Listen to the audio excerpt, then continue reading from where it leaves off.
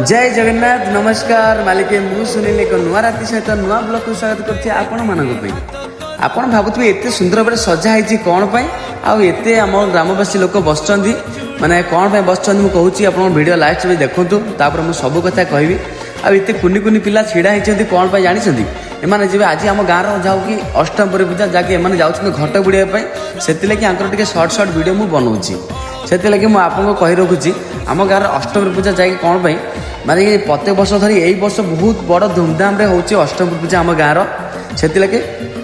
बाण भी फुटुची धीरे धीरे तार बहुत कुनी कुनी पिला भी जिद करुँच जहाँकि ने बाण फुटे बोली से बाण भी सुनाकर भाई आमर बाण भी देदेले पिला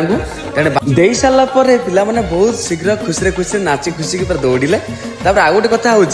जे लेडीज 4 जन भाई जनक गीत गाँव भाई मस्त गीत गाँव बिलीव करेंगे आप बहुत सुंदर भाव गीत गाँव भी माने एते लोक भिड़ माने बहुत भिड़ लोक देखुं माने एते सुंदर भाव गीत गाँव